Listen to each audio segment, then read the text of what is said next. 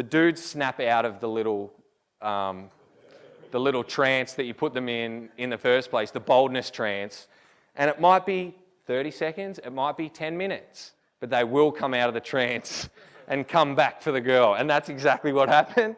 So, anyway, it's not what you would call solid game because I didn't really deal with the dudes. I was just all over it.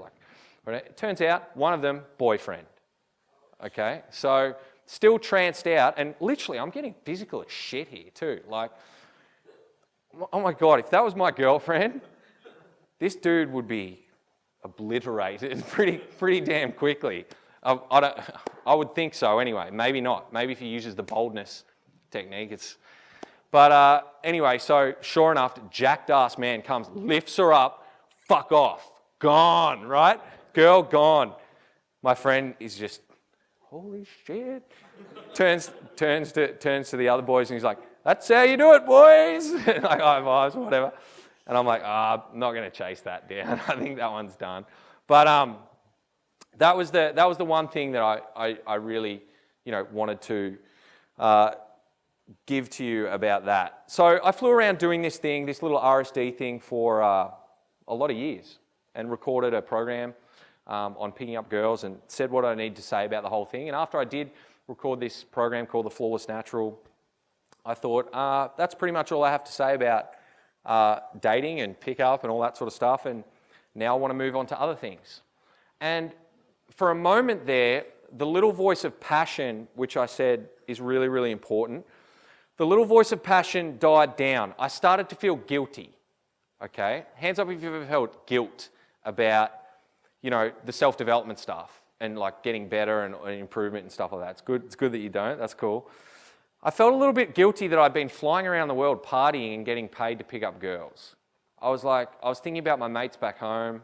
I was thinking about like my family has a big influence on me as well. Like no matter how much you're like, fuck what my family wants, they still it's your family, right? That's, you still kind of like value their opinion and all that sort of stuff. So I'm like, I'd be getting emails off my parents like, we're getting worried about you.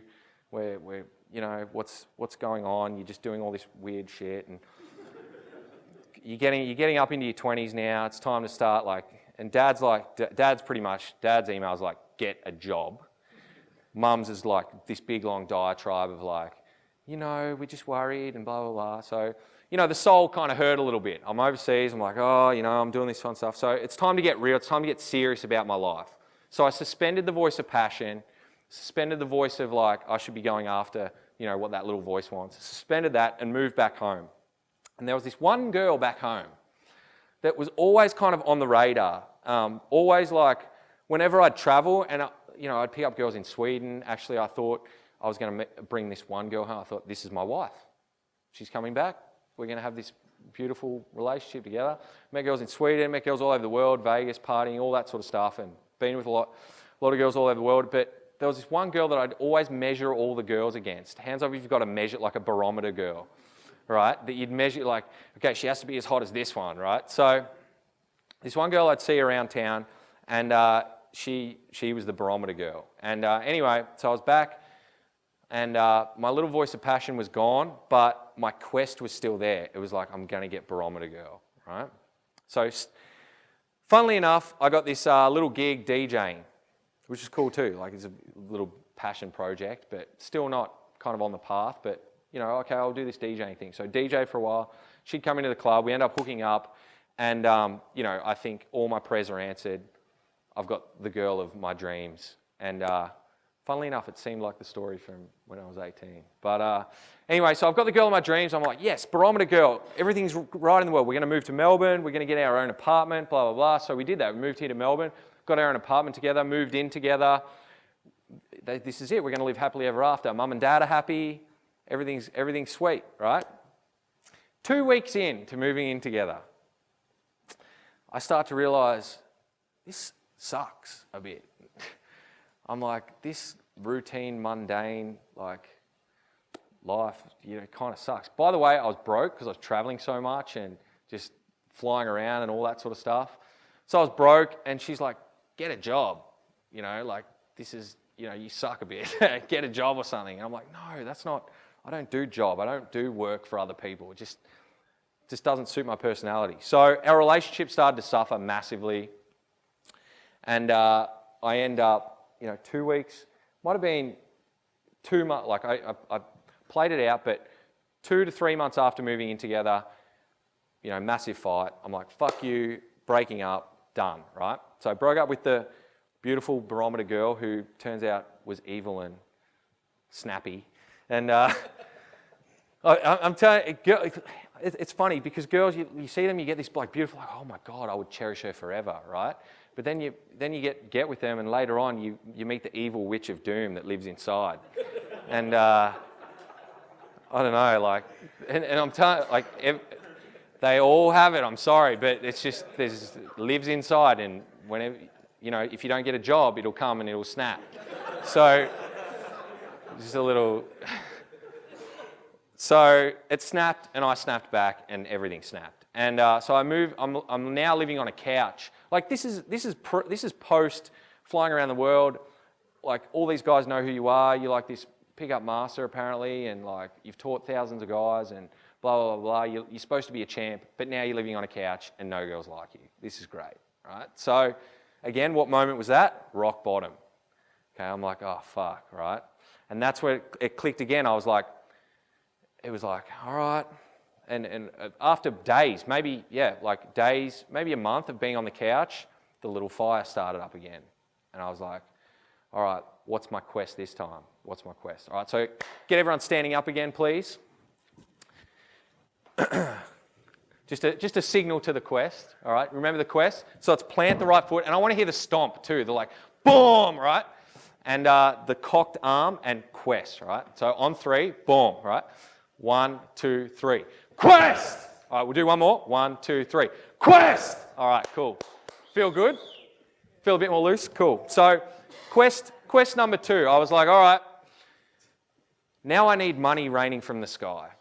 I'll be able to get any girl I want if I've got the coin. If I can do what I want, fly where I want, just whatever. I can go to the club and get girls, that's fine, but if I've got coin, I'll get the real girls. I'll get the high status stuff. So I'm like, all right.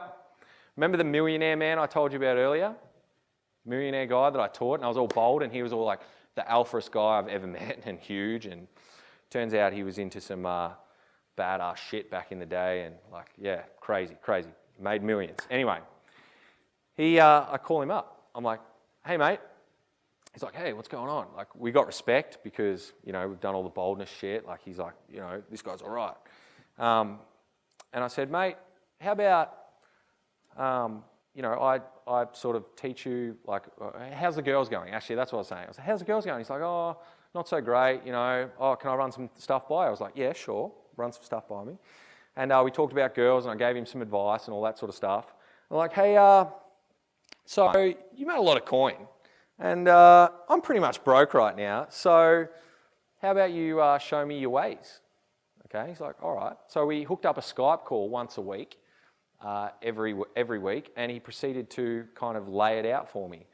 And I met other guys along the way, and a lot of like very successful dudes in teaching this stuff. And so I started reconnecting with these guys and just asking them about business, how to build businesses, all that sort of thing. So that became my new little quest.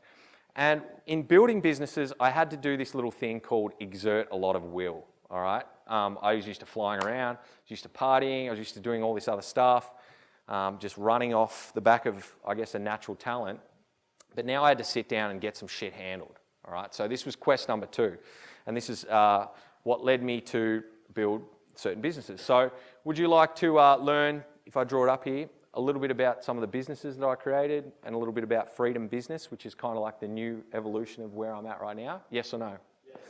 Okay, excellent. So the first thing this guy told me or taught me in business and all this sort of stuff was how to plan and how to map out a plan that was going to lead to success, all right?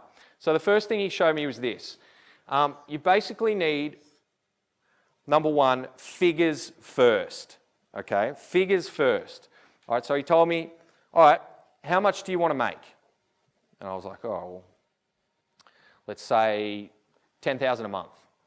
And he's like, all right, cool, 10,000 a month. So we put the little 10K at the end, like so this is our little map. And how long, realistically, do you want to spend building this thing that's going to make you $10,000 a month?